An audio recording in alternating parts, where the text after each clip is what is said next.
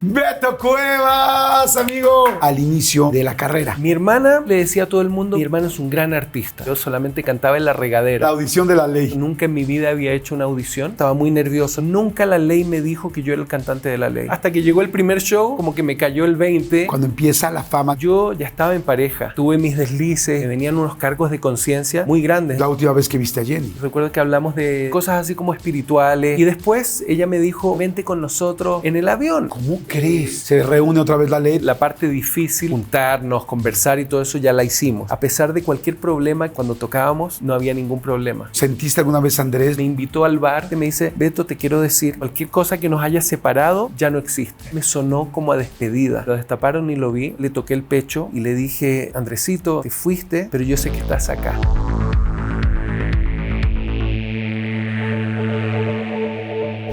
Pues bueno, un episodio más. A toda la gente que nos ve en todos lados les va a encantar porque este hombre es internacional. A la gente que nos ve en Argentina, en España, por supuesto en Chile, en Venezuela, mucha gente en Venezuela, en Colombia, por supuesto México, que es nuestro principal. México y Estados Unidos es el número principal o el más grande que tenemos, no principal, el más grande que tenemos, pero hay en todos lados, en Europa, la gente que nos ve, inclusive en Asia. Gracias a toda la gente que ve las entrevistas y me da mucho gusto poder platicar con él porque chistosamente nuestras vidas se han ido cruzando de diferentes maneras. Siempre lo he admirado mucho y hemos tenido algunos puntos de encuentro muy interesantes y sé que ustedes lo ultra admiran.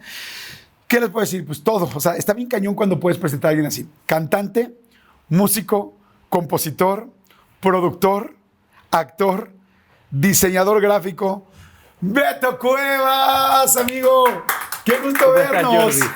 Qué gusto. Sabes que a veces me da un poco de pudor cuando hacen estas presentaciones como si fuese un hombre renacentista con tantos títulos que de repente, porque realmente yo soy una persona inquieta y me gusta hacer muchas cosas y me he atrevido a hacer cosas. He dirigido hasta videos y tengo todavía planes de hacer cosas que no he hecho antes, pero yo no me siento con todos esos títulos. Simplemente yo hago cosas y a veces me salen bien, otras no tanto y así es la vida un poco. Fíjate que yo creo mucho que la gente que es artística y que tiene pues esa alma de artista, de repente es como, oye, es que hace esto y esto y esto y tiene títulos, pero en realidad de alguna manera está haciendo lo mismo, nada más que de diferente forma, ¿no? O sea, si tú, por ejemplo, que eres diseñador y que desde chiquito dibujabas, pues te gusta dibujar y te gusta ilustrar. Ahora de repente, oye, pues es que diseñó una portada, pues sí, pero es que además la música, o sea, es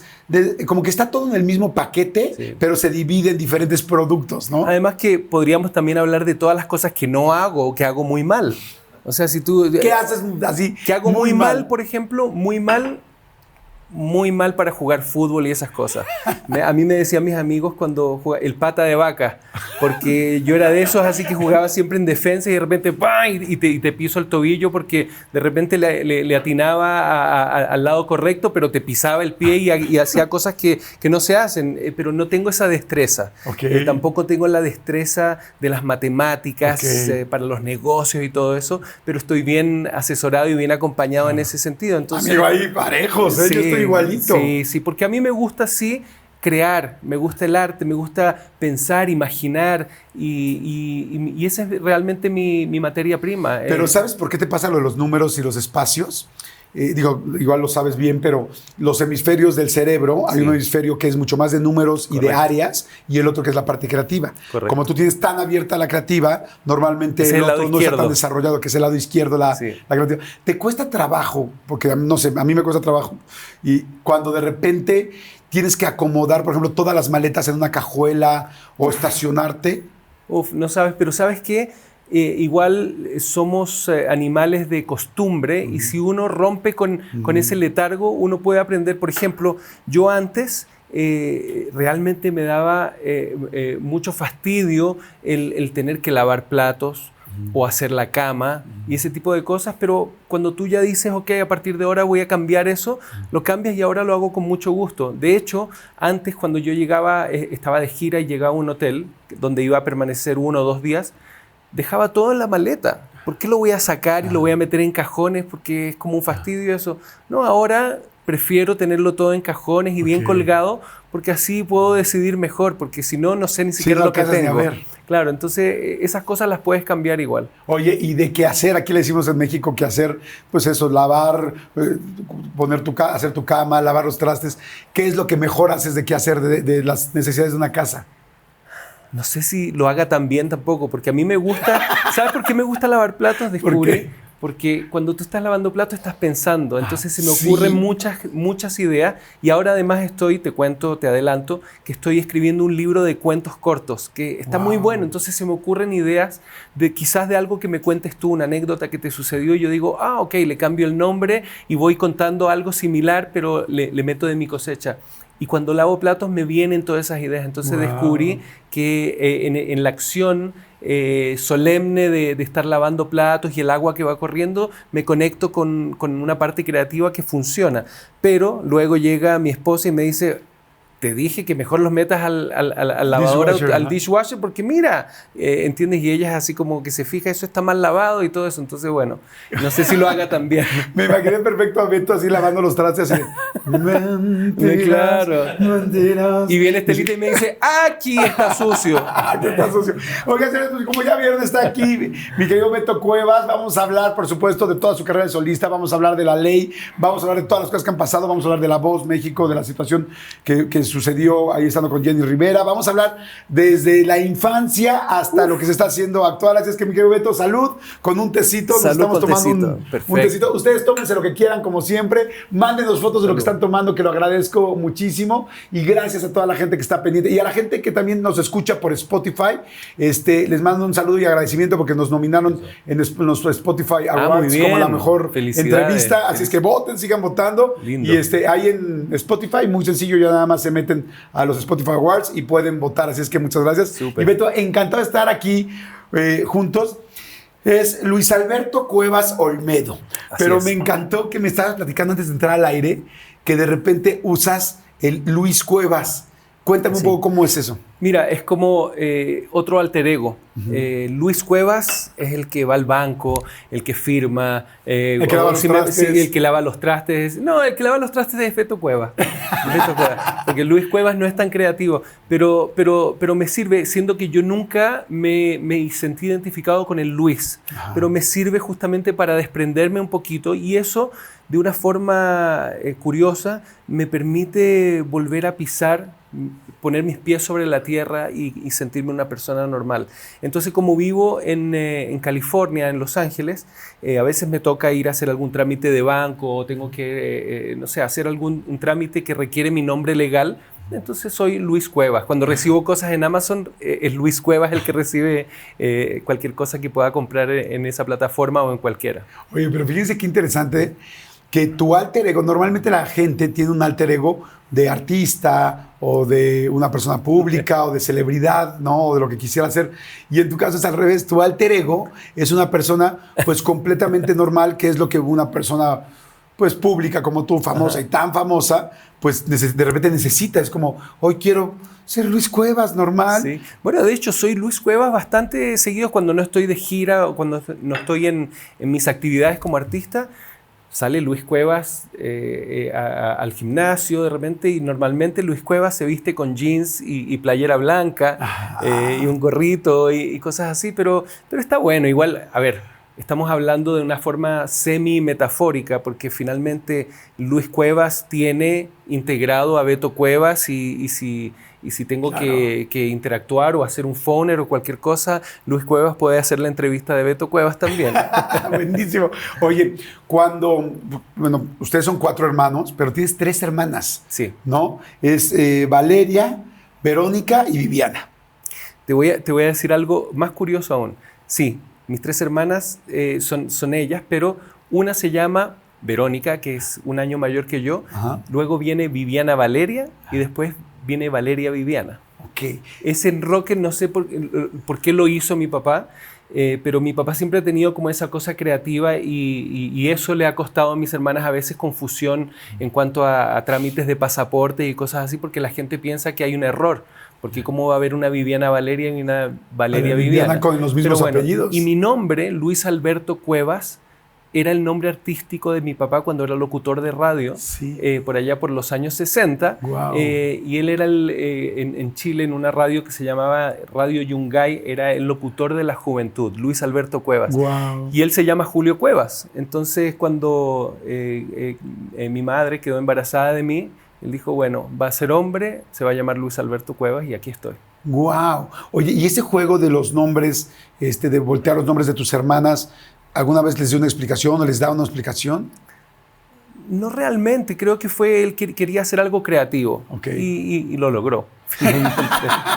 Aunque confuso, lo logró. Porque además yo cuando leí los nombres de tus hermanas dije, qué chistoso que todas son con B chica, o sea, con B corta. Sí, exacto. Y fue por eso, por decir cada uno con esos nombres. Correcto. Y nada más simplemente hacerlo creativo y diferente. Así es. ¿Cómo fue vivir, cómo ha sido, pero especialmente en tu infancia, vivir con 3 mujeres, además de tu mamá, pero con 3 hermanas? Fue bueno. A ver, al principio, mi compañera, mi amiga era mi hermana Verónica, que además era mi defensora en el colegio, porque yo como buen niño artista muy sensible no era el tipo de niños que se enfrentaba y que se agarraba a golpes o cosas así. Entonces eso lo detectaban los niños que son bully, entonces me venían a atacar y mi hermana estaba ahí y ella no tenía miedo, ella defendía a su hermanito. Y recuerdo una vez cuando vivía en Venezuela, habían 2 de hecho eran 2 como gemelos, chiquitos, eran mucho más chiquitos que yo, pero me estaban así apuntalando con el dedo y de repente veo a mi hermana que viene de atrás y me dice así, no digas nada. Entonces ellos me seguían molestando y de repente veo a mi hermana que los agarra de las greñas, del pelo, y hace así, ¡pum! Desde ese día nunca más nadie me molestó. Tenía mi guardaespaldas que era mi hermana. Y bueno, luego 5 años después, que esa es la diferencia de edad que tengo con mis hermanas mellizas, porque son mellizas, llegó Viviana Valeria y Valeria Viviana, y nosotros nos convertimos como en sus protectores, entonces jugábamos. Entonces mi hermana... O sea, Vero y tú eran los protectores. Correcto, entonces la mía era Valeria y la de mi hermana era Viviana. Entonces jugábamos y qué sé yo, y desarrollamos una linda relación de hermanos. Y además amistad hasta el día de hoy, porque con mis hermanas hablo bien seguido y nos reímos mucho, tenemos un sentido del humor maravilloso, así que eso también es un lindo legado y herencia de mis padres. Oye, pero ya en la escuela los veían como un coto de poder, ¿no? Dicen, no, aguas con los Cuevas, porque se cuidan unos entre otros. Sí, eso fue bueno. No tanto con mis hermanas más pequeñas. Porque era mucha diferencia. Porque era mucha diferencia, entonces no nos tocó defenderlas en la escuela, pero ellas son bien artistas también, así que ya les contaré un poco de lo que hace. ¿En qué materia eras muy bueno? Arte, letras, o sea, tanto en Venezuela como en Canadá, que estudié en francés, era bueno para la redacción, para todas esas cosas, y bueno, y eso me sirvió mucho para eventualmente convertirme en autor. Oye, y en los recreos, qué padre, además ahorita no creas que se me fue lo del libro que mencionaste, que también lo quiero retomar un poquito más adelante, pero por ejemplo, si dices que en los recreos eras mucho más artístico, y ahí la verdad me identifico mucho contigo, porque yo también nunca fui ni el niño del fútbol, ni el niño del básquet, ni nada, sino... ¿Y te hacían bullying? No me hacían bullying, pero yo, por ejemplo, mi sueño era hacer películas y hacer programas de radio, y yo grababa cosas, pero me imagino que en tu caso, ¿tú qué hacías, por ejemplo, en los recreos? A ver, en los recreos, cuando era niño, supongo que soñar, más bien dibujar. Siempre fui un niño que dibujaba mucho y yo no tenía ningún problema en pasar mucho tiempo solo dibujando. ¿En el salón te quedabas? No tanto en el salón, pero en la vida en general, en la casa. De repente los niños salían a jugar a la pelota y yo prefería quedarme dibujando. Y lo que hacía mucho, que quizás un psicólogo lo puede analizar, a mí me encantaban las películas de guerra, siendo que soy una persona absolutamente pacífica. Y yo lo que hacía era con lápices a mina, que con mis sacapuntas muy finitos, hacía ciudades pequeñitas con antenitas y bases de un lado de la hoja, y del otro lado me demoraba mucho rato en hacer una ciudad, y después empezaba con unos cañoncitos y el trayecto, dibujaba el trayecto de una bomba y de repente y rayaba así, destruía lo que había hecho. Sobre algo que estaba muy Y después cuidado. venía la respuesta de este lado, de esta otra ciudad, y al final la hoja era un esperpento. Y eso me entretenía durante horas haciendo esos dibujos, y luego comencé a hacer personas. Pero eso también es muy artístico. Completamente. O sea, ver esto y ver cómo se destruye algo que está perfectamente bien hecho y cómo le pintas encima. Correcto. Es muy... Había como un placer personal, en destruir algo que había con mucho esmero hecho antes. Entonces eso fue divertido.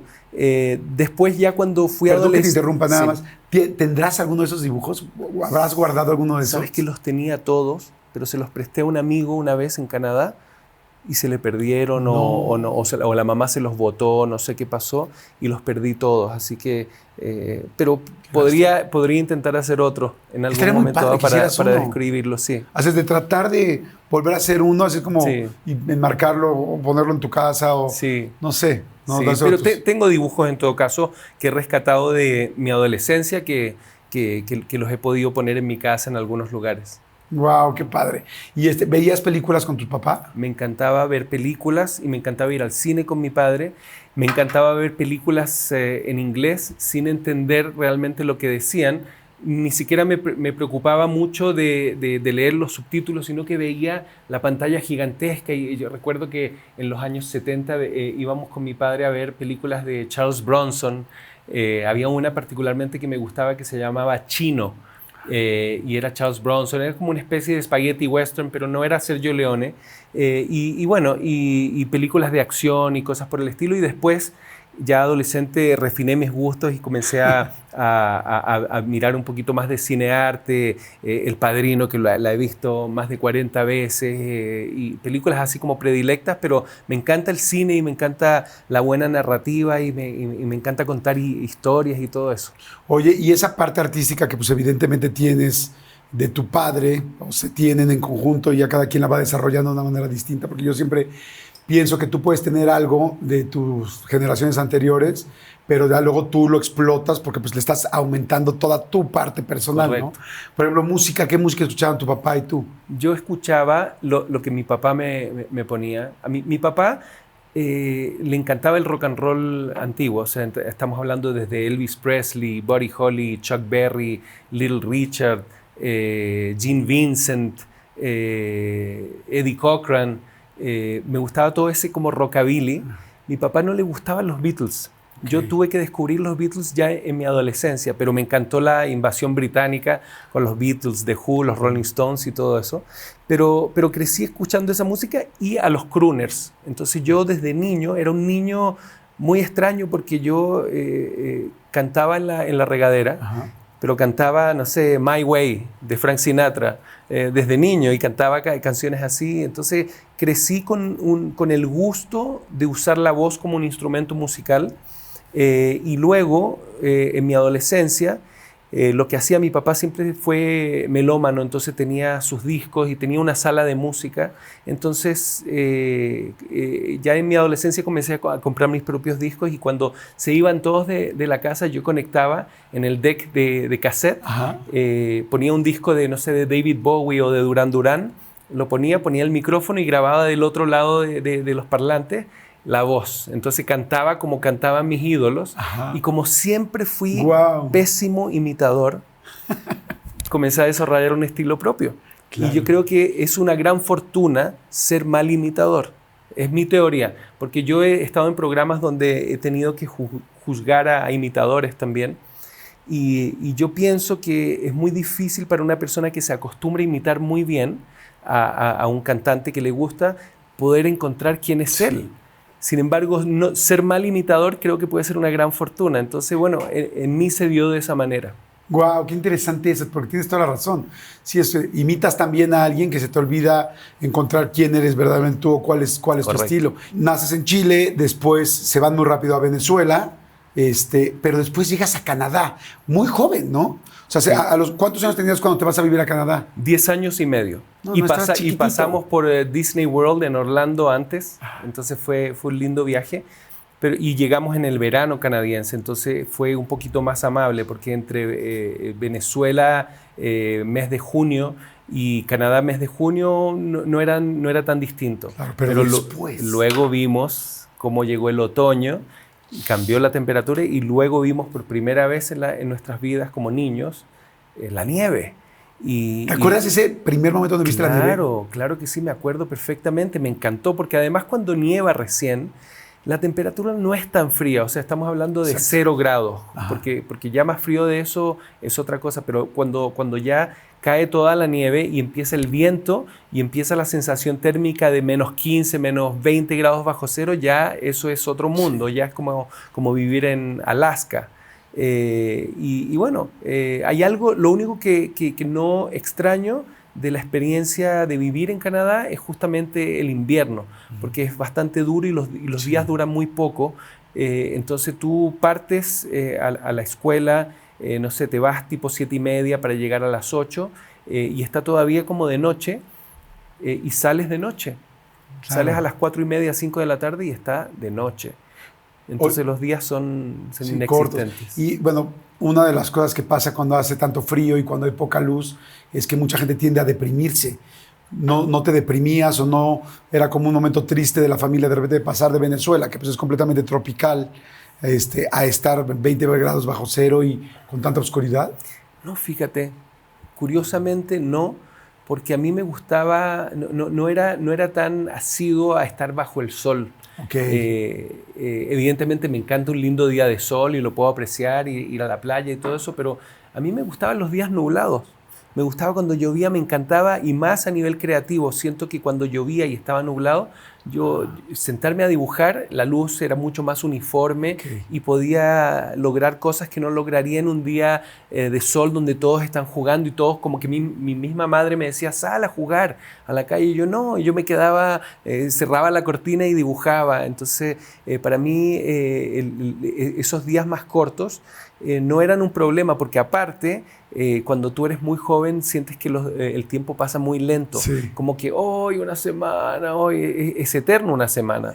Un día era eterno en la escuela y todo eso, pero en la medida que vas creciendo va cambiando esa percepción. Sí, lo va haciendo todo muy rápido. O sea, otro año. Ahora no duran nada los días y las semanas. Qué fuerte. Sí. Oye, y en esas épocas porque estaba pensando, dices, no había ninguna depresión, ya tenían mascota, porque fíjate que ahora en muchos de los lugares, de hecho en Canadá, en algunas escuelas de Canadá, en una de las que estuvieron mis hijos, estaban también diciembre y el invierno era tan largo que les llevaban los fines de semana cachorros, para que los cachorros les dieran felicidad y endorfinas, porque muchos estaban deprimidos. Es así.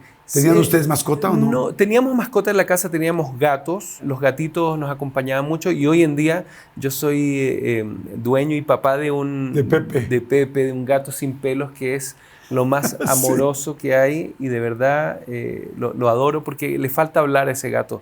Nos comunicamos también y sé perfectamente lo que quiere cuando lo quiere. Por ejemplo, sus horas de comida son a las 7 de la mañana, hora de Los Ángeles.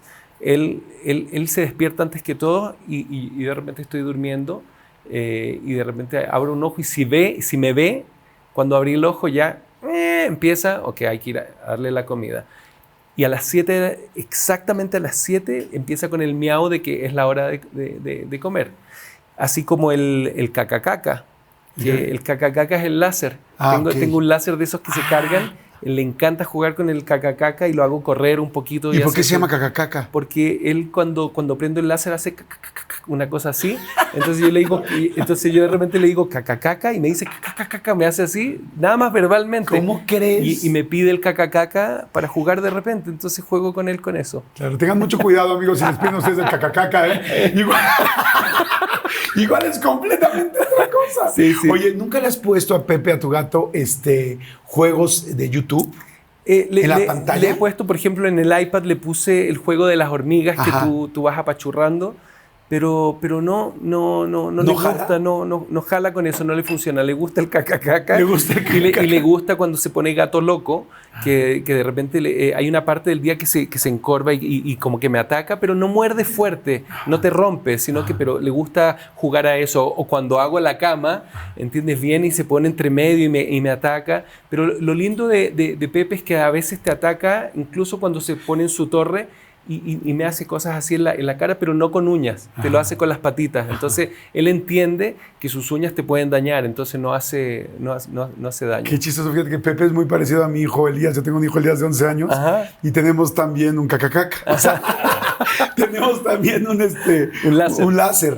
Y nosotros vivimos en un edificio donde atrás está un parque muy grande en México que se llama La Mexicana. Okay. Entonces a él le encanta sacar el láser y ponerse a jugar con la gente que va caminando en el parque. Entonces de repente es como, se sacan la luz a la gente y se los apaga y se los prende y todo el mundo así, hasta que ya voltean a ver de dónde viene. Además que uno se puede imaginar que puede también ser un tipo con una mira telescopio y el láser. Pues no lo había pensado, pero la gente se súper sorprende hasta que lo cachan y ya le dicen o se ríen tal. Claro, y también igual que Pepe, él no me ataca, no nada. Claro. Oye, y dime una cosa, cuando estaban en Canadá, pues evidentemente llegaste a la parte de hablar en inglés o hablar en francés. ¿Y cuál era tu, o sea, en la escuela, en qué idioma ibas? Francés. Lo que pasa es que en la época que nosotros nos recibieron como inmigrantes en Canadá, era 1978. Recuerdo perfectamente porque era la época del Mundial de Argentina 78. Cuando tú llegas a la provincia de Quebec, en la ciudad de Montreal, hay una ley que se llamaba la Ley 101, que te obliga a, si tú llegas y eres recibido por la provincia de Quebec en Montreal, tú tienes que aprender a hablar francés primero. Okay. Es un país bilingüe, por lo menos en esa época era bilingüe todavía. Ahora mucha gente que habla inglés se fue a Ontario y a otros lugares que es más inglés, pero en esa época era inglés y francés e inglés. Incluso en la vía pública, cuando tú veías un letrero de una publicidad de una marca, era el eslogan de la marca en francés y después en inglés. No voy a decir qué marcas, pero me acuerdo incluso de los eslogans y todo eso. Pero el inglés lo aprendí porque simplemente tenía amigos donde vivía que hablaban inglés y a mí me interesaba el inglés porque me gustaba ver el inglés en las películas. Entonces lo aprendí por inercia y aparte nos enseñaban inglés en la escuela. Oye, y en algún momento, pues yo estoy pensando, 10 años y medio, un niño que llega y hay que aprender francés como primera lengua, ¿en algún momento te costó trabajo el español? Nunca, porque mi padre fue muy estricto con la regla que puso en casa, que era, en casa se habla español. Okay. Afuera, en la escuela, sus amigos van a hablar en francés o en inglés, pero acá se habla español. Y gracias a eso, nosotros hablamos español y yo trabajo con el idioma español, escribo en español, le he hecho canciones en español, aunque tengo algunas en francés, en inglés. Sí, pero... que se habías hecho alguna canción en francés. Sí, hice. ¿Y están en los discos? ¿En el disco Invisible hay una que se llama Deuxième fois, que significa segunda vez, y en el Unplugged de La Ley hay una canción que se llama Crazy World con K, que es una canción en francés. Claro. No he hecho muchas tampoco, pero hice algunas y fue lindo y me gustaría quizás hacer otra en un futuro cercano. ¿Tuviste alguna novia en francés? ¿Que besaras en francés? Bueno, ¿Con beso francés? Bueno, de hecho, en la escuela secundaria, yo salí durante 3 años, tuve a mi novia, éramos como una pareja popular. Ella era colombiana, se llamaba Maribel, de hecho, pero nosotros hablábamos en francés o en inglés. No hablábamos en español. Y ella hablaba un español un poquito quebrado. Entonces nos comunicábamos en francés y en inglés, pero sí tuve novias y salí con personas que hablaban o solamente francés o solamente inglés. Oye, una de las cosas que evidentemente después del talento que siempre es tu referencia, la mayoría de las mujeres y seguramente muchos hombres también es como de Beto Cuevas, no, tú es guapísimo, Beto, no manches, tal. ¿Siempre fuiste un chavo atractivo? ¿Siempre fuiste un hombre atractivo desde chiquito? Sí, digamos que me iba bien. Era popular entre las chicas. Y supongo que sí, a ver, ¿qué te voy a decir? Sí, yo era súper... O sea, nunca me creí yo así como el súper galán, porque también uno puede tener una objetividad. Yo sabía que tenía algo, pero tampoco me sentía que era el más lindo de la cuadra. O sea, había gente que definitivamente tenía mejor look que yo, según yo, pero eso no me importaba tanto. O sea, igual tenía mi lado vanidoso, por cierto. Además que yo soy un hijo de los 80. O sea, yo fui adolescente en los 80, entonces imagínate lo duro que fue estar en una época donde iba a una escuela donde no tenía que usar uniforme, entonces podía ir luquearme y pelos parados, por supuesto, porque eso ustedes me vieron en La Ley con pelos parados mucho tiempo. Y eso es porque yo soy un hijo de los 80 y yo me paraba los pelos literalmente en la época de The Cure, de Duran Duran, pelos grandes, mucha laca, pero a veces tenía que salir con menos 20 grados bajo cero. Entonces llegaba con las orejas congeladas o comencé a usar de estas cosas porque no me podía poner un... El gorro porque te despeinabas. Porque me despeinaba y se arruinaba el look del colegio. Entonces eso fue un inconveniente que eventualmente me desarrolló una suerte de sinusitis que por suerte en el tiempo pude controlar. Oye, pero después este look, como dices, yo sabía que tenía algo, digo que además es muy difícil decir en primera persona si soy guapo o no soy guapo, pero yo me quiero imaginar después, cuando empieza la ley, cuando empieza la fama, entonces pues, galán, talentoso y look de rockero, no mames, o sea, eso es como lo que puede jalar más mujeres en la vida, ¿no? Claro, sí. Bueno, eso vino con todo el paquete, pero piensa también de que yo, en la época que nos hicimos muy famosos con la ley, que vinimos a México, 1993, yo ya estaba en pareja, ya tenía hijos, mi hijo había nacido claro. en el 92, entonces, si bien tuve mis deslices y mis touch and go y cosas así, nunca fui un tipo muy abiertamente... Okay. Sí, que aprovecharas eso. No, porque lógicamente tenía algo y aparte me resultaba, me venían unos cargos de conciencia las veces que me porté mal muy grandes, entonces trataba de... O sea, eres culpígeno. Tienes este rollo de la culpa fuerte después de algo que no estuvo bien hecho. Yo creo que cualquier persona, ¿no? Bueno, hay personas que de repente no tienen la misma moral, sí, es verdad. Yo digo, ¿cómo puede hacer esto? Digo, a mí me tocó así varias veces con amigos, digo, tampoco es que sea un ángel, pero yo también, la verdad, fui bastante bien portado. Sí. No perfecto, pero sí bastante bien portado. Y sí me acuerdo que de repente había veces que decía yo con mis cuates y veía a mis amigos y decía, güey, ¿cómo puedes hacer este desmadre, güey? Y mañana llegar y abrazar a tus hijos. Y te decía, no mames, yo no puedo, ¿no? Sí, bueno, tenía un poquito esa conciencia, igual que tú, no perfecto, pero la tenía. Pero bueno, por eso escribí la canción Mentira eventualmente. O sea, finalmente esa canción de alguna forma, y perdona que salte. No, me encanta que lo digas. Fue como una especie de tubo de escape, ¿entiendes? Porque sí tenía como un poquito de sensación de culpa muy fuerte. Y recuerdo perfectamente cuando hice la canción, porque estábamos ensayando para el Unplugged de La Ley, y el productor Humberto Gatica se me acerca delante de todos y me dice, Beto, necesito que compongas una canción nueva que va a ser el primer sencillo del disco. Como si fuese fácil, ¿no? Pero Humberto sabía perfectamente que ya habíamos trabajado. ¿Qué estabas pasando tú? No sabía eso porque eso no lo compartía con él, pero él sabía perfectamente que yo soy el tipo de personas que si tú me pones un desafío, eso me estimula tremendamente artísticamente. Entonces yo le dije, de hecho tengo una idea de una canción que suena un poquito como una especie de bolero. Entonces le canté la parte de Mentira, mi vida, y después no decía nada. Y la parte de mi amor, solamente encontré el necio precio de volverme mentira, y volvía. Y era un loop de eso, y eso se da vuelta en eso. Entonces me dice, esta canción tiene un gran potencial, pero necesito que el coro no tenga nada que ver con esto. O sea, tiene que ser, ojalá, otro ritmo, y tiene que ser esperanzador. Porque esto da un poquito de angustia, ¿no? Porque te estás como hablando de algo que es muy fuerte. Entonces le dije, de hecho tengo una idea de otra canción que estoy trabajando, que era el Mi corazón late por ti, pero era otra canción. Okay. Entonces se lo puse a esa canción y quedó perfecto. Se la mostré media hora después de que me dice eso Humberto, y me dice, esto va a ser un súper hit, pero le tienes que escribir una letra que sea desgarradora y que identifique ojalá a todo el mundo. Entonces ahí empezó el proceso de escritura de la canción, que me demoré un par de semanas.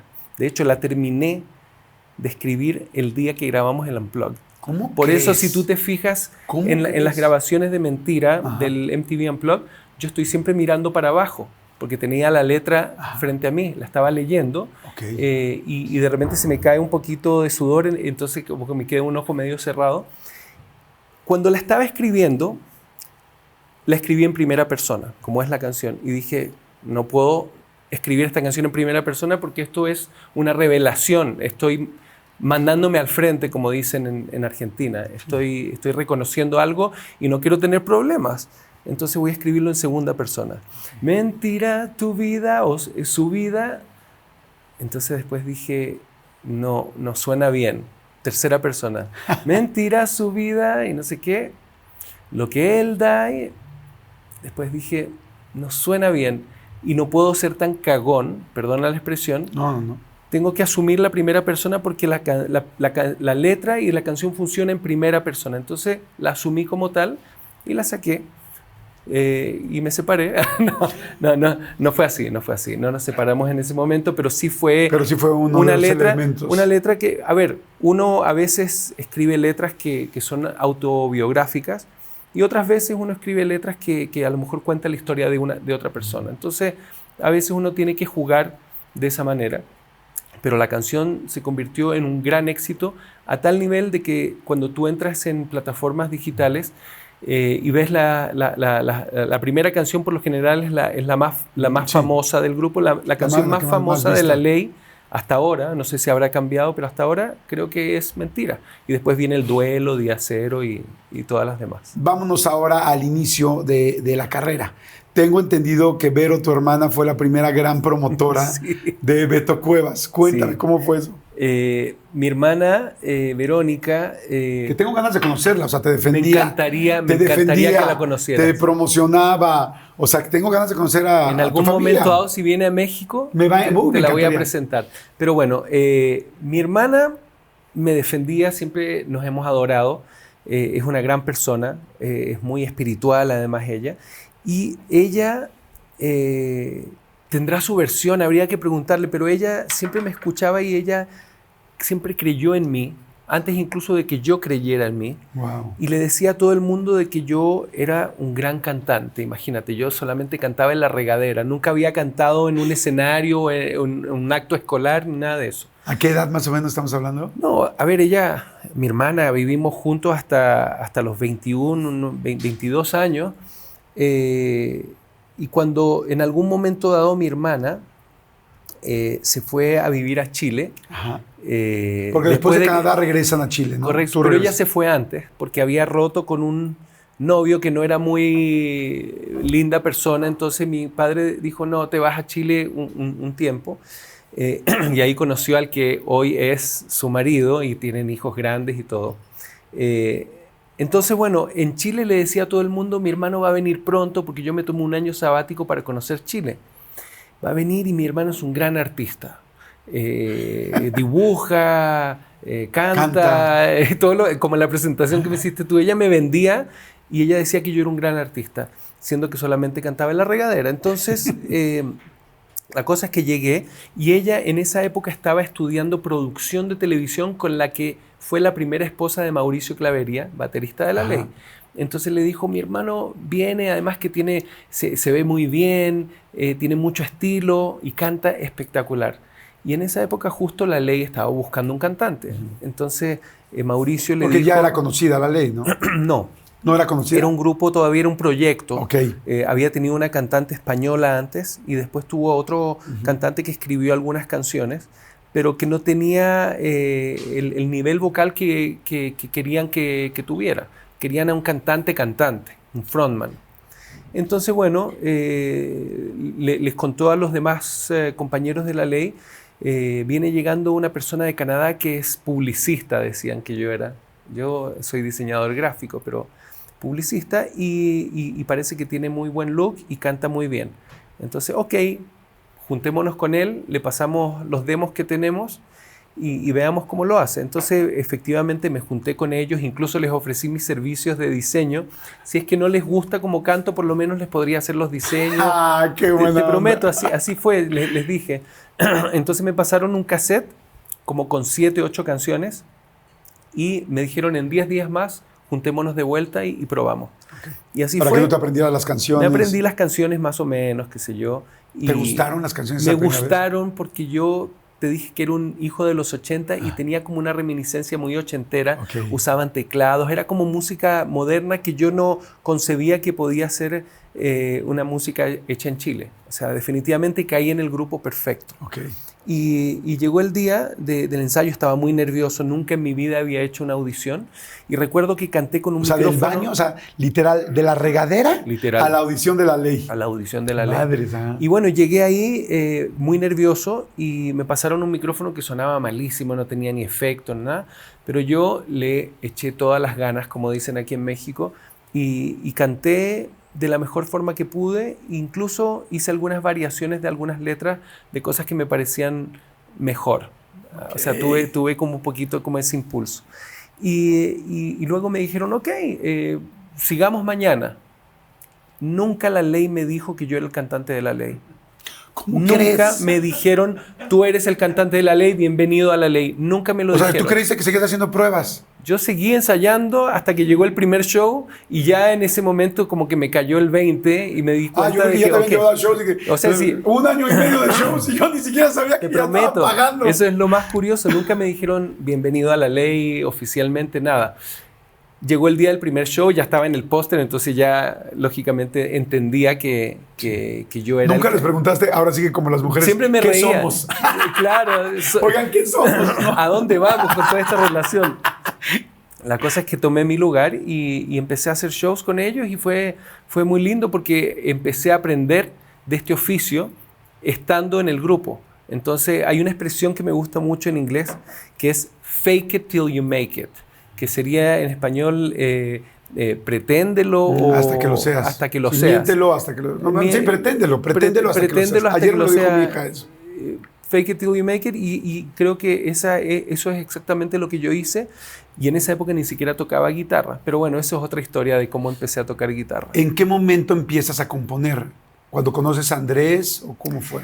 Bueno, nos juntábamos a ensayar y yo solía siempre, porque soy muy curioso, yo llegaba 2 horas antes de que todo el mundo a trabajar con Andrés a su sala de ensayo. Con Andrés Bove. Con Andrés Bove. Y me gustaba mucho su proceso creativo porque él era una persona que manejaba las secuencias y de repente hacía una secuencia con un bajo y tocaba la guitarra arriba de eso. Entonces recuerdo que llegué un día y me dice, mira, tengo una nueva idea. Me muestra la idea y me dice, así va la secuencia, así va el bajo, que ya estaba programado, la guitarra va así y se me ocurre que la melodía podría decir algo como esto y me da un ejemplo de melodía y la letra también. Y yo, así nuevito y todo, yo le dije, Andrés, con mucho respeto, yo quizás no tengo tanta experiencia, pero yo no soy un intérprete, yo soy un creador. Yo te pido por favor que me des la oportunidad de que yo pueda proponer mis propias melodías y mis propias letras, y si no funcionan, hacemos tu idea, pero dame la oportunidad. Entonces, estabas llegando al grupo. Entrando, o sea, habrán pasado meses, ¿no? De eso. Entonces Andrés, que era muy visionario, me dice, ok, entonces comenzamos a componer, entonces yo empecé a hacer melodías, me demoraba un poco con las letras, pero empecé a hacer mis propias melodías y letras, y comenzaron a salir los grandes éxitos de la primera época de la ley, como Doble Opuesto, Prisioneros de la Piel, Tejedores de Ilusión, etcétera, etcétera. Entonces nos convertimos... No, Doble Opuesto fue hasta el nombre del disco, ¿no? Del álbum. Correcto. De hecho, los nombres de los discos se los ponía yo. Yo proponía, ¿y el diseño también o no? El diseño los hacía yo también, por supuesto. De hecho, era bueno para la ley porque no me pagaban por el diseño. Si te pagaban por la parte... No, el diseño era ya incluido. Ya lo estaba haciendo para mí porque ya era parte de ese proyecto. Pero en ese momento no sabías todavía lo que iba a ser la ley y todo lo que iba a pasar. Pero te digo algo. Comenzamos a tener mucho éxito a nivel local. Una locura las fans, sobre todo las fans mujeres, que eso era algo que nos quitaba un poquito de mérito de rock en nuestros pares, porque eran solamente chicas las que nos escuchaban y nos criticaban mucho porque nos luqueábamos mucho en todo eso, y en esa época eso era como sinónimo de un grupo que no era tan rockero. Como si fuera más artificial. Más artificial, exacto. Pero era un prejuicio porque todo el mundo se volvía loco con los grupos gringos e ingleses que venían con look y todo eso y buena música. Pero bueno, eso fue pasando porque eventualmente se dieron cuenta que había una fuerza musical y Andrés y yo nos convertimos en una dupla compositora infalible. Por eso fue tan duro cuando sucedió el accidente de moto de Andrés ese 10 de abril del año 94, cuando nos enteramos de que se había accidentado. ¿Tú habías cenado antes con él? Sí, no, ¿Cómo tuvimos un fue, show. ¿Cómo fue esa noche? O sea, desde previamente cuando tú estabas con él. Tuvimos un show a beneficencia para la hija de un futbolista de un equipo que se llama el equipo palestino, porque necesitaba un trasplante de hígado. Y nosotros dijimos, ok, vamos a hacer un concierto y todo lo que generemos con eso se lo damos para que vaya para ayudar a la hija de Robles, era el apellido del futbolista. Entonces, bueno, tocamos, fue muy exitoso, recaudamos buen dinero y nos fuimos después del show a celebrar a un restaurante mexicano que se llamaba Santa Fe. Y bueno, ahí... ¿Tú y él solo o no, todo el grupo? fuimos con nuestras mujeres. Okay. Y fuimos prácticamente todos, pero no fue Mauricio y Luciano, no me acuerdo si fue en ese momento el bajista, pero recuerdo que sucedió algo muy lindo en ese momento con Andrés, porque como la ley tuvo un crecimiento explosivo, siempre se referían a mí en las entrevistas y me ponían en portadas de revistas, y yo evidentemente por ego jugaba también a ese juego. Entonces había algo que de repente nos separaba con Andrés, por cuestiones de ego, porque él realmente era el líder de la ley, él había empezado con este proyecto. Y recuerdo que terminamos de cenar y me invitó al bar a tomar un margarita. En esa época no sabíamos tomar el tequila derechito, así que Margarita me regala un margarita y me dice, Beto, te quiero decir que me siento más que orgulloso de que tú seas el cantante de la ley. Me encanta lo que tú haces y me siento orgulloso, y quiero decirte ahora con este margarita de que cualquier cosa que nos haya separado, cualquier onda rara, ya no existe. Okay. Y cuando me dice eso, mira, se me pone la piel chinita. Sí, no mames, claro, porque era como si sus almas supieran lo que iba a pasar, el alma de él. ¿Sabes qué? Me sonó como a despedida. Aunque fue un accidente, por cierto, pero me sonó como a despedida. Y es muy loco porque a veces en la vida la muerte como que se anuncia. Y yo lo sentí, entonces me vino como un nudo en la garganta porque me emocionó su gesto. Siendo que Andrés era un tipo como bastante duro de carácter, no era tampoco una persona que le caía bien al principio a cualquier persona, pero cuando te hacías amigo de él, te dabas cuenta del corazón gigante que tenía y todo. Entonces, bueno, terminó esa cena, nos fuimos y después en la madrugada suena el teléfono. Cada quien se fue por su parte. Sí. Él traía moto. Y se fue o sea, él tomó su camino, nosotros nos fuimos. Y yo recuerdo que cuando ya estaba durmiendo... ¿Tú ya estabas con Estela? Sí, vivíamos juntos, teníamos a nuestros hijos. Entonces estabas dormido en tu cama, tus hijos en el Estaba dormido, recámara. pero cuando suena el teléfono, no me preguntes cómo, sonó el teléfono y yo abrí los ojos como si no hubiese estado durmiendo, y yo sabía que se había muerto. Me vino así como una cosa. Entonces Estela atiende el teléfono, que estaba fuera de la habitación, y yo escucho su voz que dice, hola, sí, ¿qué pasó? Ay, no, dice. Y cuando dice ay, no, entendí todo. Y recuerdo que me paré, fui a la sala, así en pijama, y me puse a llorar. Sin ni siquiera... Sin ni siquiera que me haya dicho nada, y después cuelga y me dice, Andrés tuvo un accidente y falleció. No, y tenemos que así ir, directito. Y tenemos que ir ahora al Instituto Médico Legal a reconocerlo porque no han podido dar con su familia. Evidentemente yo llamé a su familia, pero fue el primero en llegar ahí, y era la primera vez en mi vida que veía a una persona sin vida. Y recuerdo que lo reconocí porque entré y esa noche habían 3 cuerpos cubiertos con una sábana blanca, pero en el caso de Andrés le salía la mano. Y yo conocía muy bien las manos de Andrés porque yo le miraba mucho las manos cuando él tocaba guitarra. Entonces, antes de que lo destaparan, yo dije, este es Andrés. Y lo destaparon y lo vi. Estaba entero porque fue un accidente que no lo dejó así como muy herido externamente.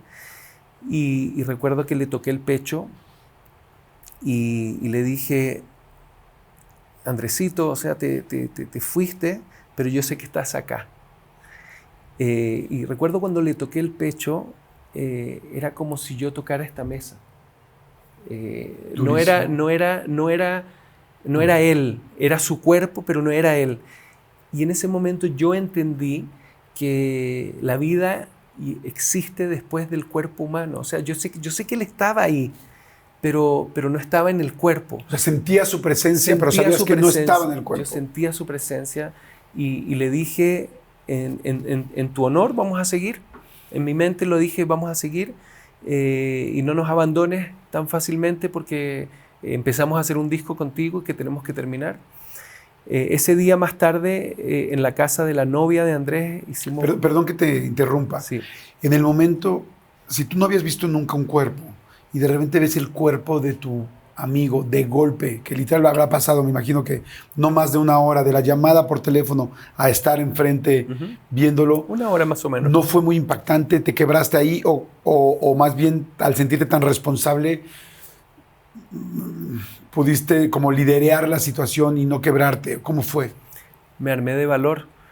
No te puedo explicar realmente cómo uno hace esas cosas porque tienes que estar en esa situación, en esa circunstancia para realmente entender que tienes que hacerlo. O sea, hay veces que la vida te lleva, dependiendo de las circunstancias, a situaciones donde tú tienes que actuar de cierta forma y nadie te ha preparado ni te ha enseñado qué es lo que hay que hacer en esas situaciones, pero simplemente lo haces. En ese caso me tocó, después de ver su cuerpo sin vida, llamar a su hermano, que eventualmente se iba a encargar de llamar a la familia y avisarle. Fue muy duro porque imagínate que te llamen y te den una noticia tan terrible como esa, pero bueno, lo tuve que hacer, me tocó a mí. Hubiese preferido que eso lo hubiese hecho otra persona, pero yo estaba ahí en esa situación y bueno, el resto ya lo hemos visto, se puede leer y todo eso. Pero recuerdo, lo que te iba a decir es que ese día nos encontramos y nos juntamos todos en la casa de Connie, que era la novia de Andrés, y en algún momento dado nos fuimos todos al baño de Connie, toda la banda, con nuestro manager de ese entonces, que yo creo que tú conociste, a Sanfuentes. Y Sanfuentes nos preguntó, ¿qué hacemos? ¿Seguimos o hasta aquí llegamos? ¿Esa misma noche? Ese mismo día, o sea, él en la madrugada falleció y nos preguntamos, porque comenzaron las especulaciones con la noticia de que el grupo se terminaba, se acababa. Entonces, yo le comenté, lo que recuerdo es que, ¿sabes qué? Yo pienso que empezamos a hacer un disco que tenemos que terminar, hagamos esto y después, si queremos separarnos, nos separamos y ahí lo vemos, pero esto lo tenemos que terminar. Y todos estaban de acuerdo, entonces hicimos como una especie de pacto y sabíamos que íbamos a seguir. Luego empiezan a salir, evidentemente, las publicaciones que decían que la ley se había acabado. O sea, los periodistas, sin preguntarnos a nosotros, ya aseveraban de que la ley se terminaba. Ese mismo día, recuerdo, recibí un llamado de Julio Sáenz, que era el director de Warner México, un argentino que fue el que nos dio la oportunidad, nos firmó y que aparte era un músico, era una persona muy inspiradora. Y recuerdo que me llamó y me dijo, Beto, yo sé que es un momento difícil, quizás no sea el momento, pero quiero que sepas que nosotros aquí en la compañía los vamos a apoyar, hagan el mejor disco de su vida, aquí estamos para ustedes. O sea, habíamos firmado este contrato y seguía en pie el contrato. Entonces, bueno, ¿ustedes ya habían ido a México? Sí, con Andrés vinimos la primera vez en el año 93 y vamos a volver. Cuando fue lo del Ángela Peralta. Correcto, ahí lo hicimos con Andrés. Después llamamos a Pedro, que se unió al grupo y que a partir de ahí, bueno, cambió un poco el sonido original de las guitarras de la ley, pero comenzó a agarrar el sonido que la ley adquirió y que todos conocieron en el disco Invisible, con las guitarras de Pedro, entre otras cosas. Wow. Oye, la pregunta que te voy a hacer puede ser muy, muy extraña, pero ¿sentiste tú de alguna manera a Andrés posteriormente? Yo creo mucho en la vida después de esta vida física.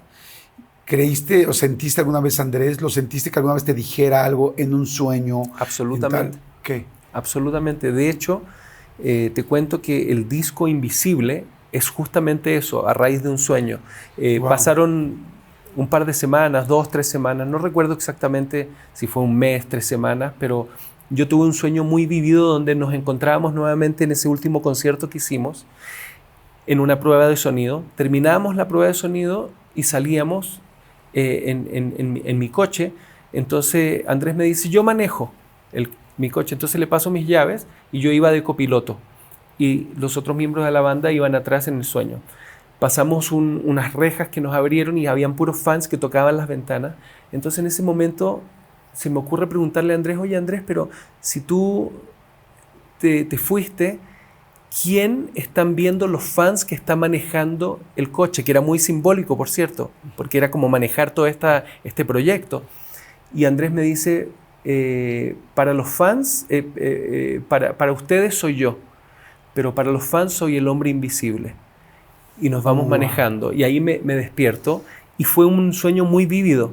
Entonces yo sentí cuando desperté de que era Andrés que me estaba diciendo algo a través de los sueños, porque yo sé que a veces personas cuentan que han tenido sueños muy significativos después de que alguien fallece. Sí. Y por eso se llama Invisible, evidentemente. Hicimos una canción con Pedro llamada Invisible y el título del disco... Con base en esto. Con base en esto. De hecho, si tú escuchas la letra de Invisible, puedes entender exactamente... que estoy hablando de qué es lo que pasa cuando cuando un cuerpo... Bueno, el tema de la muerte ha sido una constante en las letras de la ley de esa época. Pero bueno, el disco se llamó Invisible y por eso tú ves unas manos que son las mías, vistas desde el punto de vista del que está orando. Y bueno, esa es la portada del disco, Invisible. Wow. Oye, en el momento que estabas escribiendo este disco, alguno de estos temas, pues tú eres una persona que ya habías escrito, que habían escrito juntos, pues, talentosa, y que seguiste escribiendo, ya has seguido escribiendo y sigues haciéndolo hoy en día, pero ¿no sentiste en algún momento como, ay cabrón, o sea, como si me están dictando una letra o en alguna canción? Siempre lo he sentido así, Jordi. No es cierto. Siempre. Pero a partir de eso lo sentiste, porque antes no había... otro... Es que antes yo me demoraba mucho en escribir letras porque yo siempre estaba buscando que me llegaran las letras. Uh-huh. Siempre he tenido la sensación de que yo soy simplemente como una antena receptora de cosas que están flotando y que de repente capto. Porque lo que yo hago, y te comparto un poco mi técnica uh-huh. creativa para escribir canciones. Yo por lo general... Ahora agarro mi guitarra y empiezo a tocar una vuelta armónica que me gusta y empiezo a cantar improvisadamente sobre eso, y yo por lo general hago no son palabras, pero parecen palabras. Entonces de esa manera yo grabo eso y después trato de encontrar palabras que se parecen a esos sonidos. Wow. Y las comienzo a poner como un rompecabezas y después trato de darle sentido a esas frases. Y así nació Día Cero, por ejemplo. Día Cero nació de esa manera y lo que me costaba al principio era explicar de qué se trata esta canción. Y era la época en que todos decían que se acababa la ley. Y nosotros nos pusimos de acuerdo con el grupo y con nuestro manager de que no íbamos a dar ninguna entrevista, íbamos a demostrar que íbamos a seguir solamente a través de la música. Okay. Y grabamos el disco Invisible. Y de esa manera nos expresamos. Entonces cuando tú te pones a hablar, te pones a analizar las letras, tú ves una canción como Día Cero, habla de una persona que cae en una amnesia profunda y que no sabe realmente quién es. Entonces dice, veo lo que creo ver y no veo más. De lo que pueda contar no recuerdo nada. No hay necesidad de hablarlo más. Creo creer, temo temer que esto es verdad. La vida se nubló en su totalidad. Estoy perdido y no sé mirar lo que dejé allá atrás, el pasado. Y el coro dice, en ese camino largo que algún día me vio caminar, nació esta ciega herida que borró hoy día mi ayer. Y el segundo coro dice, en la repetición dice, no intenten enseñarme quién me quiso y a quién debo amar. Comienza el día cero y mañana su continuidad. Y esa es la historia del grupo que quería decirle al mundo, nosotros, aunque hayamos tenido un pasado, ahora estamos empezando una nueva historia. Y de eso se trata. Y eso vino de alguna forma narrado o inspirado quizás del mismo Andrés. Te voy a decir algo, ahorita que lo estabas diciendo, primero, wow, qué cabrón. Pero segundo, pensaba que toda esta parte que evidentemente tú me estás explicando, que tú eres el autor, pero por otro lado también pensaba y la aplicaba directamente a Andrés. O sea, si tú aplicas completamente todo lo que acaba de decir, la letra de día cero a la vida de Andrés, es como, no tengo por qué dar explicaciones, hoy es el día cero, empiezo otra vez. Correcto. Entonces, ay cabrón, también tendría que ver con estoy en un nuevo lugar. No lo había visto así. O sea, yo estaba pensando ahorita en Andrés y decía, no mames. Claro. Y las dos formas funcionan. Entonces, imagínate qué genialidad literal divina o energética que algo pudiera ser un texto que quedara para ustedes en ese momento, que era lo que les tenía que dejar, y para explicarles que estaba viviendo él. Correcto, su alma. Además, en un lugar donde no existe el tiempo. Porque quizás para el alma de Andrés, y ya ahora estamos especulando un poco, pero quizás para su alma, él lleva tan solo 1 hora en ese espacio, lo que para nosotros sería 1 hora de acá. O sea, no es que lleva todos esos años ahí. Él a lo mejor ya trascendió y ahora está, si existe la reencarnación en otro cuerpo, o a lo mejor sigue ahí, o ya llegó al nivel máximo, no lo sé. Pero sí, y ahí te va otra historia que es interesante, porque cuando estábamos grabando el disco Invisible, Humberto Gatica, que también es una persona bastante sensible con estas energías, él siempre, cuando estábamos mezclando y todo eso, él tenía el tracklist acá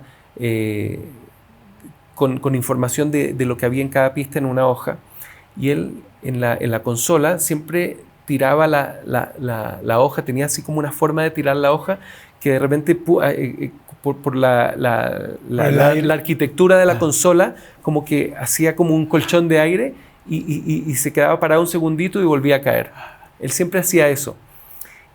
Y cuando estamos mezclando la canción Invisible, bueno, la mezcló él, nosotros estábamos presentes ahí, tira la hoja y de repente queda parada, y se quedó parada más de 20 segundos. O sea, en un equilibrio perfecto, una hoja de papel quedó parada 20 segundos. Entonces recuerdo que me agarra la mano Humberto y me dice, mira lo que está pasando, es Andrés. Andrés está acá. Y nos quedamos todos así como que, oh, y de repente se desvanece y vuelve. Pero fueron 20 segundos, o sea, bueno, fue nuestra interpretación, porque otra persona puede decir, mira, agarró por los aires acondicionados, ¿entiendes? Un momento de equilibrio, no lo sé. Pero nosotros que somos románticos y soñadores, lo vimos así. Wow, pues por lo pronto, por Andrés, sí. Y no por ningún aire acondicionado. Correcto. Wow, gracias, qué interesante saber todo esto y conocerlo. Y pues bueno, después lo que empezó, de por sí ya la ley ya era pues extremadamente importante, pero lo que siguió pasando después fue una locura. Cuando fue el Grammy americano primero, en el año 2000. En el año 2000, sí. El Viña del Mar, el MTV Unplugged, que es una locura. O sea, la historia de la ley ya después de esto es una... Pues sí, es historia. O sea, nada más así, con esa misma palabra lo defino muy bien, es historia. Y yo me acuerdo cuando vinieron a México, creo que te lo he platicado alguna vez, pero quizá esto no. Pero hay varias partes de tu vida que siento que han influenciado mucho en la mía y en mi carrera. Y te puedo asegurar que hoy una parte importante, la que estemos aquí sentados y que yo tenga la gran fortuna junto con todo este equipo de hacer esto, tiene mucho que ver también contigo. Y te quiero platicar una de estas. Cuando empezamos el programa de Otro Rollo, nosotros lo empezamos en Puebla. Y éramos 3 personas que lo producíamos. Éramos Adal Ramones, Lalo Suárez y yo, que fuimos los productores siempre. Pero en ese momento hacíamos todo el programa, solo nosotros 3 y una persona que nos ayudó de asistente, que se llama Fernando, que le mando un gran saludo. Pero éramos 4 personas haciendo un programa en Puebla. Y yo, cada quien nos dividimos, pues hacer un programa entre 3 personas es muy complicado, nos dividimos y a mí me tocaba llevar a los artistas. Es como que pues yo hablaba por teléfono, entonces era como hablaba la disquera, ¿no? ¿Ustedes qué eran, Warner o qué eran? Warner. Hola, Warner, ¿sí me puedo comunicar por favor con el manager de la ley? ¿Qué manager? Y yo, el de la ley. Sí, pero ¿qué manager? O sea, un personal manager, un stage manager, o sea, y yo, el que los lleva a los programas de televisión. Ah, ok, permítame, ya me lo pasaban. Y era, hola, ¿cómo estás? Yo, hola, habla Jordi Rosado Álvarez, así como tú, Luis, porque yo soy Jordi Galo Rosado Era Álvarez. tu alter ego. Era mi alter ego. Era, habla Jordi Galo Rosado Álvarez. Es que queremos invitar a la ley a un programa. Sí, ¿a qué programa? Es aquí en México. No, me dicen, en Televisa. Y yo, no. Entonces, imagínate, se hace más chiquito la cantidad de gente que lo ve en Televisa. No. Bueno, aquí en México, no, en Puebla.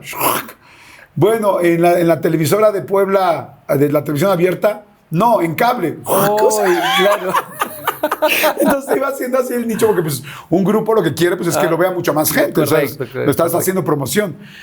No sé cómo, yo creo que tiene un poco que ver con mi inocencia, porque yo le decía, pero os vamos a invitar al final al Freedom, a un restaurante, a comer, y pueden pedir lo que quieran.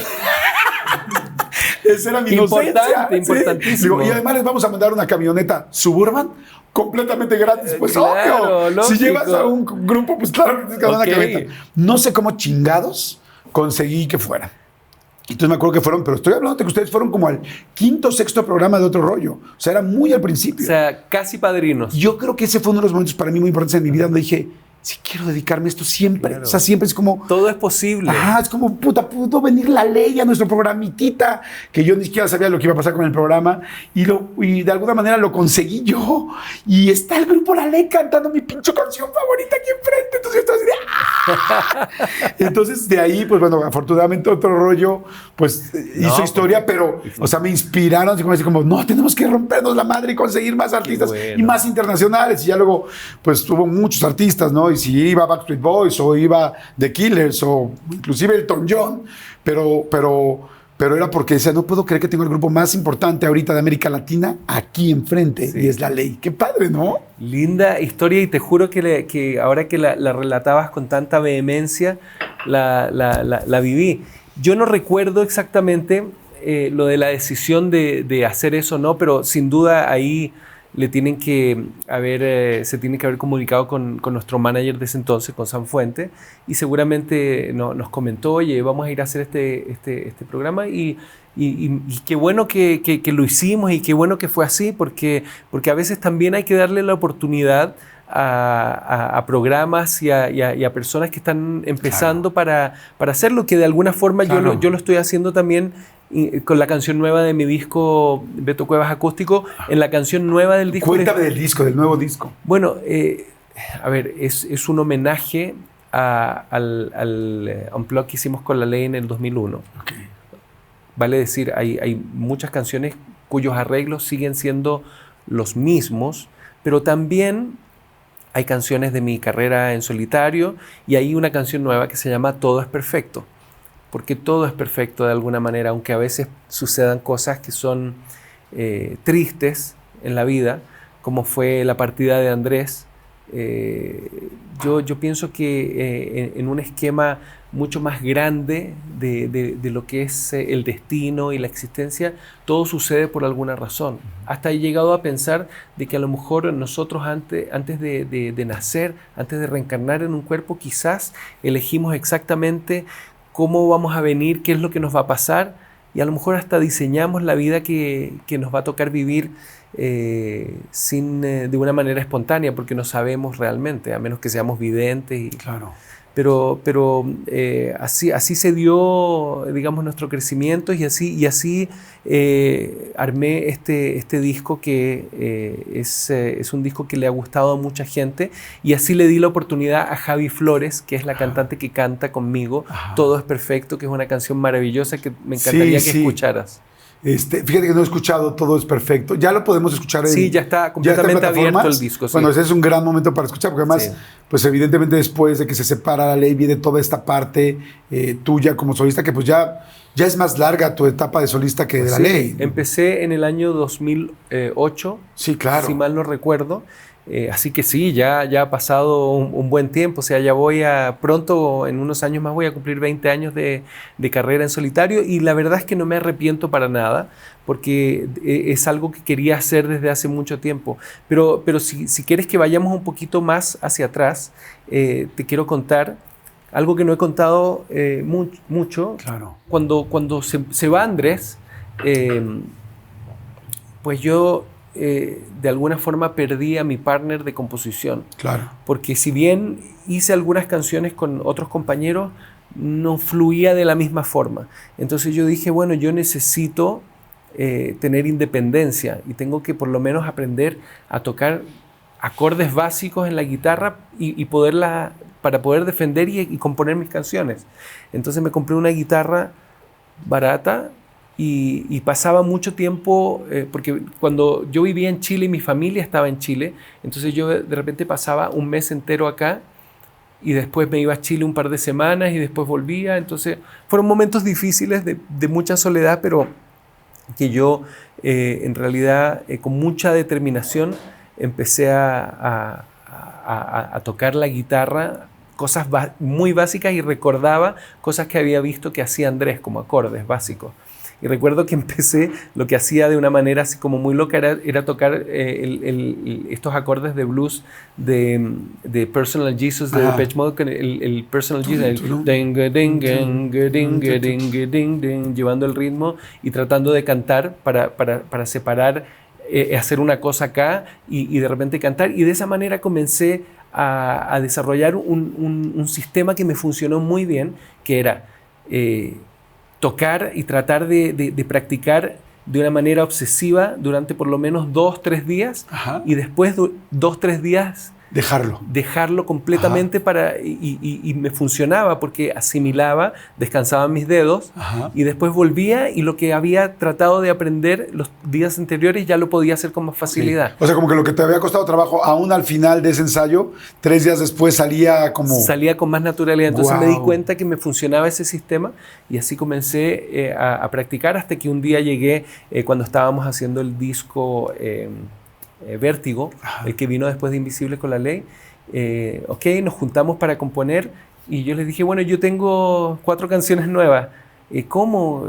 Sí, mira, la primera es más o menos así. Comencé a tocarla y también secuenciaba y hacía como programaciones, y de esa manera empecé a hacerlo y empecé a agarrar también una cierta confianza y un cierto liderazgo.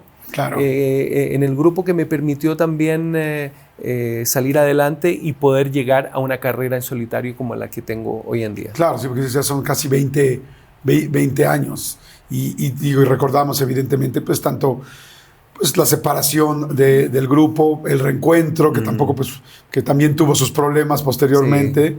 ¿Hoy tienes contacto con los...? Sí, afortunadamente, después de que, porque no terminamos muy bien la última vez que nos separamos, pero pudimos limar nuestras asperezas porque nos contrataron, nos hicieron una oferta bastante interesante para que se volviera a juntar la ley para un festival en Estados Unidos llamado Bésame Mucho, y dijimos, ¿por qué no? Nos volvimos a juntar, pudimos hablar, decirnos las cosas que nos teníamos que decir y ensayar, y nos dimos cuenta de que a pesar de cualquier problema que tuviéramos o que hubiésemos tenido, cuando tocábamos no había ningún problema. Entonces dijimos, bueno, aquí hay algo que funciona siempre cuando estamos haciendo música, entonces concentrémonos en lo que nos tenemos que concentrar. Hicimos unos shows maravillosos, tocamos en Los Ángeles y tocamos en Austin, Texas, y ahí quedó, digamos, en buena onda eso, pero no quedamos en que nos vamos a volver a juntar ni nada. Yo por lo menos ahora estoy sacando este disco solista, y después de este disco ya tengo un disco que está mezclado y listo, que quiero compartir con el mundo, pero quién sabe más adelante lo que venga. Sí, ahora no sería ya tan difícil como antes, de repente quizá hacer un evento o una serie de eventos especiales, más que decir, se reúne otra vez la ley, decir, van a estar en tales lugares juntos, quizá. No lo sé. Me encantaría decirte, pero no hago futurología, pero sí te puedo decir de que la parte difícil de juntarnos, conversar y todo eso ya la hicimos. Entonces eso... Sí, la parte más complicada ya pasó. La parte más complicada ya está de alguna forma resuelta. Sí. Oye, me platicábamos hace rato en el camerino de un momento muy complicado que fue ahora cuando estuviste en La Voz con Bosé, con Paulina y con Jenny Rivera, pero cuando estábamos platicando fuera del aire, si me lo quieres compartir te lo agradecería mucho. Sí, claro. De lo que pasó pues la última vez que viste a Jenny. Sí, bueno, ahí hay otra sorpresa y cosas del destino, ¿no? Jenny, así como toda la gente que la acompañaba, me imagino que no se tienen que haber ni remotamente imaginado que su destino los iba a llevar hasta ese día en que perdieron la vida en ese accidente de avión. Nosotros nos hicimos bien amigos con Jenny. Nada que ver a lo que de repente especulaban de que teníamos. Sí, que sí tenían algo que ver, que No. era más bien una superamistad, ¿no? No, nos hicimos bien amigos y recuerdo que en esa época yo había sacado un libro donde mostraba mis dibujos y en una suerte como de biografía asistida que hizo Javier Andrade, un amigo que leía las noticias en TV y que en paz descanse también, un gran amigo. Recuerdo que le regalé un libro a Jenny y nos juntamos en su camerín después de una jornada de grabación. Le regalé y recuerdo que hablamos de cosas así como espirituales. Ella en ese momento estaba pasando por un problema un poco difícil con su hija y con su marido y yo, sin meterme ni preguntarle cosas que no me interesaban, le hablé de lo importante que era el perdón también, el perdón como tecnología, porque había escuchado en un video de YouTube a un gurú hindú que hablaba del perdón como tecnología, que si tú tienes a alguien que puedes potencialmente perdonar y lo haces, eso abre portales de prosperidad. Y bueno, nos enganchamos en todo ese tema y fue muy lindo. Y después ella me dijo, oye, yo tengo el fin de semana un evento en Monterrey y quiero cantar una canción contigo, así que vente con nosotros en el avión. Wow. Y yo recuerdo, déjame ver qué es lo que tengo este fin de semana. Y justo ese fin de semana yo tenía la Teletón, iba a cantar con Yuri y ya estaba comprometido. Entonces le dije, lamentablemente ahora no podría ir contigo. ¿Cómo crees? Pero en otra oportunidad con mucho gusto. Entonces, bueno, supongo que no era parte de mi destino. Pero si no hubiese tenido ese evento en Teletón con Yuri, yo hubiese viajado con ella y hubiese sido mi destino quizás. Entonces sí, es muy loco cómo se van pasando las cosas, pero recuerdo cuando recibí ese llamado, cuando te enteraste. El día domingo, me llamó Miguel Ángel Fox, productor de La Voz México en ese entonces, y me dice, Beto, perdona que te moleste esta hora, pero te estoy llamando porque el programa que vamos a hacer hoy en vivo no se va a hacer como normalmente porque desapareció el vuelo de Jenny. Y yo le digo, ¿a qué te refieres con que desapareció? Bueno, no ha aparecido, no quiero especular, pero bueno, cuando desaparece un avión del radar es porque lo más probable es que se haya caído. Y bueno, nos juntamos, nos fuimos al foro, estuvimos ahí y se armó un programa especial y poco tiempo después, horas después, nos enteramos de que el avión efectivamente había caído en algún lugar y habían perdido la vida toda la Jenny con todo su equipo y fue muy triste y a mí me vino una sensación de vértigo muy grande porque yo dije, wow, yo podría haber estado en ese avión. Sí, porque son dos cosas simultáneas. Uno, perder a una amiga con la que estuviste una vez más como sucedió con Andrés. Correcto. Platicando muy poco tiempo antes. Y segundo, saber que de alguna manera tú no estabas en esa situación y que se salvó fortuitamente tu vida de alguna manera, como dices tú, quizá con un cierto destino. Yo pienso que es el destino, más que salvar la vida. Yo pienso que uno tiene un destino trazado. Sí, tienes razón. Y tiene un tiempo donde vamos a dejar este cuerpo. Y lamentablemente eso fueron los tiempos de Jenny y su equipo. No era mi tiempo. Claro. Tampoco ninguno de nosotros tenemos la vida asegurada, o sea, no sabemos qué va a pasar mañana. Por eso, a partir de ese momento y de otras circunstancias de la vida, también yo he aprendido a abrazar el presente. Por eso disfruto tanto este momento, por ejemplo, porque ahora estamos acá. Claro. Ahora estamos acá. Mañana, quién sabe, pero ahora estamos acá. Entonces vamos a hacer que esto sea grato y que sea un lindo intercambio, porque de eso se trata la vida. La gente vive anclada en el pasado y no es capaz de superar ciertas cosas del pasado o tratando de anticipar cosas que aún no han sucedido y se olvidan de lo más importante y lo único real de esta vida, que es el presente, este minuto. Como dice la canción aquí, claro. el hoy, ahora. Claro, wow. Oye, y pues para ir cerrando la entrevista, pues tengo la oportunidad de conocer bien a tu mujer, a la mamá de tus hijos. A la Estelita. A la Estelita. Y en algún momento, lo hemos platicado, yo andaba en Chile y un día hice ahí unas negociaciones precisamente con Estela y nos fuimos de bar en la noche y pasaron, no sé si me acuerdo bien, porque luego ya siento que cuento tanto de las historias que ya no sé si exagero, pero según yo pasaron en un Ferrari o alguien venía en un Ferrari, un amigo tuyo, y iban 2 coches, nos fuimos de bar en la noche, nos divertimos muchísimo y fuimos a un lugar padrísimo que era así como un lugar azul, como si estuviéramos en un submarino. Muy lindo ahí en Chile, padrísimo, y la pasamos muy bien y conocí a Estela y después supe evidentemente que se separaron, ¿no? Platicaste un poquito, pero ahora estás otra vez con ella y ahí también me da mucho gusto. Las vueltas de la vida. Yo me casé 2 veces con la misma mujer y ahora tú estás otra vez con Estela. Cuéntame, ¿cómo estás? ¿Cómo están? Sí, volvimos con la Estelita. Ciertas circunstancias de la vida nos volvieron a juntar y me siento muy contento porque además te quiero contar ahora acá, que también lo he mantenido medio en secreto, pero vamos a ser abuelos. ¡Eso ya lo sé! Vamos a ser abuelos y yo estoy pero fascinado. De Martina, ¿no? Por Dios, sí, Martina está embarazada, tiene 7 meses ya, va a ser niña, se va a llamar Olivia. Wow. Y yo estoy soñando el día en que le pueda regalar su primera guitarra, su primer teclado, enseñarle a dibujar, enseñarle a actuar, a jugar a cosas interesantes y estoy muy, muy fascinado. Mi hijo me dice... Tu hijo Diego va a ser tío. Va a ser padrino. Va a ser padrino. Además, el padrino va a ser la hermana de Aarón, que es el marido de mi hija, y el padrino va a ser Dieguito, Diego. Entonces, qué sé yo, esas cosas de alguna forma te juntan y para ser muy honesto contigo, ya estaba un poquito cansado de la soledad que viene con la soltería.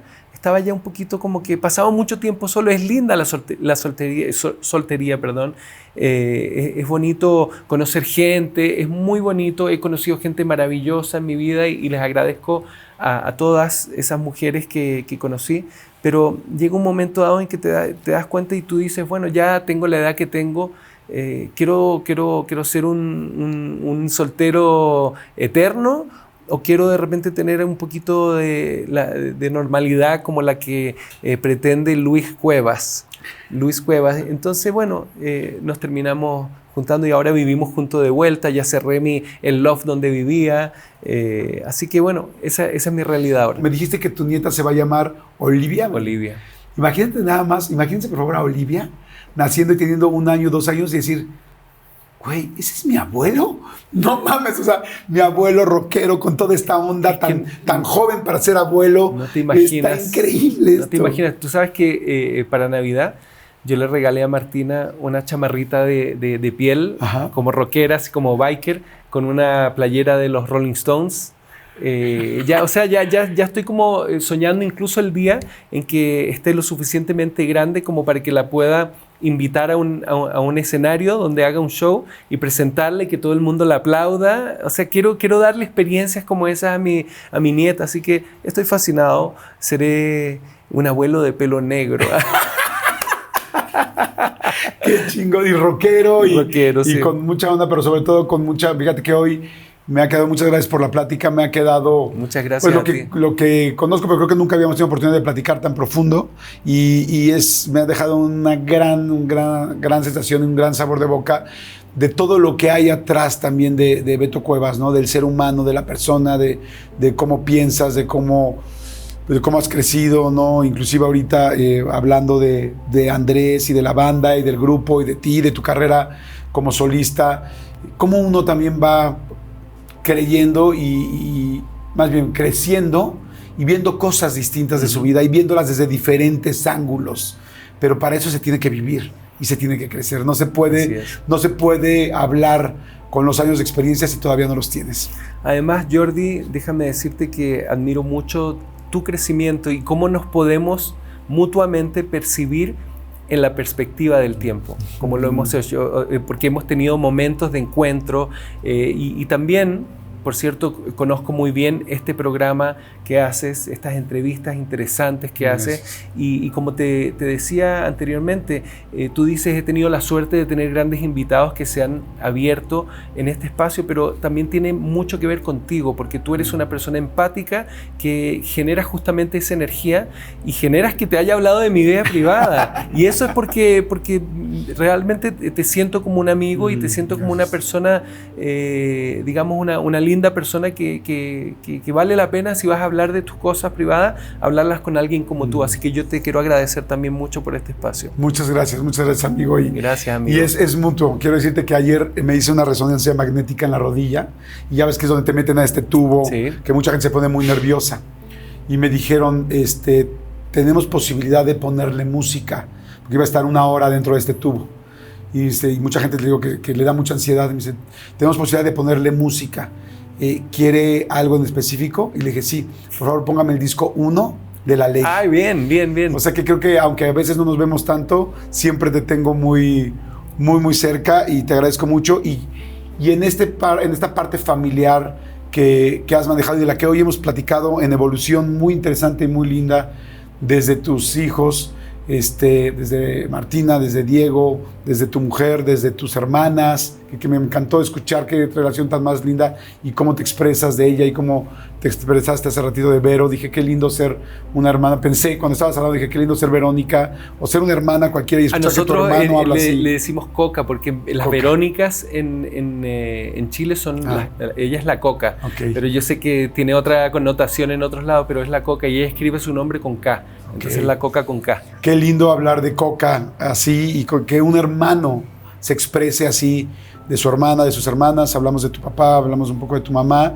y como veo todo un entorno muy familiar y muy lindo, te quiero regalar algo que es para ti, para tu papá, para sus recuerdos, para sus momentos, para lo que tú pienses con él. Y ay, por Dios. Y creo que tiene que ver un poco de lo que hablamos. ¡Wow! ¡Qué bueno para mi colección! ¡Wow! ¿Sabes qué? Yo creo mucho en la reciprocidad y yo también te quiero hacer un regalo a ti. Ah, wow. Sí, te quiero hacer un regalo a ti que me... Wow, y también un vinil. Está increíble. Mira, y esto quiero que sepas que es una edición limitada. Esta es la primera tirada de la edición limitada que sacamos en Chile, que es un disco rojo. Wow. Ábrelo, por favor, es tuyo. Y ahora te lo firmo, pero qué maravilla y quiero que me dediques Claro, es que son los éxitos de Elvis Presley que es maravilloso. Me comentabas que hablabas mucho, que les encantaba escuchar. Qué lindo regalo, gracias. Oye, igualmente, y te voy a decir una cosa, fíjate cómo... Qué chistoso, cómo puedes estar conectado con una persona independientemente que no nos veamos en mucho tiempo. Y es que, por acá, mira, ¿qué tal? La gente que sí sabemos, que sí usamos viniles, sabemos cómo sacar un vinil. O mira qué maravilla, aquí, mira esa maravilla, un disco rojito. Está increíble. Quiero decirte, mi querido Beto, que estoy a punto de cambiarme de casa después de mucho tiempo porque yo me divorcié y llevo mucho tiempo viviendo solo. Y me voy a cambiar de casa y además me voy a cambiar con mi pareja, cosa que me parece lindísima. Maravilloso. Y estoy haciendo este nuevo lugar. Y dentro de las cosas que quiero hacer en el nuevo lugar dije, quiero hacer una sala de escucha de viniles. Perfecto. Pero quiero decirte algo muy interesante. Yo tuve muchos viniles porque yo tuve un equipo de sonido muy, muy grande y tuve muchísimos viniles. Después pasamos a CDs y todos los teníamos en CDs. Y hoy dije, no sé si has visto, yo en Instagram sigo, que ahora están muy de moda poner ese lugar donde pones tus bocinas y pones un amplificador. Yo tengo ganas de tener un Macintosh que es de bulbos muy especial, poner una tornamesa y poner mis discos y tener un lugar donde yo pueda llegar a poner un vinil y escucharlo. Y quiero decirle que yo tenía muchísimos viniles, pero hoy solo tengo uno. Y es este. No es el primero. No tengo ya ningún vinil. O sea, este es mi primer vinil que tengo. Estás empezando una colección nueva. Estoy empezando una nueva colección. Imagínate, mira las vueltas de la vida. Ajá. Porque cuando empezaron con otro rollo, fuimos como de los primeros artistas. Exacto. Y ahora estás empezando una colección de vinilo, todo relacionado con música. Y yo tengo el honor de que ser el primero de tu colección. Y que esta sala de escucha y este vinil son de mi nuevo momento de vida. Porque en el momento de otro rollo tenía un objetivo en mi vida. Y mi nuevo momento de vida hoy es disfrutarla más. es Así trabajar menos y disfrutar más Que la así vida. sea. Y por eso quiero un lugar para poderme sentar a escuchar. Y este es mi primer vinil de mi nuevo proyecto en la vida. Disfrútalo. Y en algún momento dado, cuando tengas lista tu sala de música y todo eso, te voy a visitar. Me va a para que encantar. escuchemos música. Uf, me va a encantar. Y te llevo alguno porque yo Órale. vivo en Los Ángeles y puedo ir a Miba. Órale, me Así encanta. que me avisas. Wow, amigo, gracias, qué gusto. Muchas gracias a qué, ti. Qué rico poder tener. Gracias a todos ustedes. Muchas gracias. Y espero que les haya gustado tanto como a mí. Y si les gustó, compártanla. Estoy seguro que mucha gente la va a ver. Y pongan comentarios de todos los lugares, sobre todo en el caso de Beto, que pues lo conocen en tantos lugares del mundo. Pongan de todos lados y pongan de dónde son, pongan de dónde escriben, de qué país, de qué ciudad, de dónde, porque eso es lindísimo. Y siempre yo le pido a mis invitados que me hagan el favor de meterse a los comentarios de YouTube, a verlos, a contestar algunos. Y yo y todo nuestro equipo nos metemos siempre a verlos. Es que bueno, gracias, cuídense y espero que estén muy bien. Gracias, amigo. Well, since my baby left me. Wow, bye.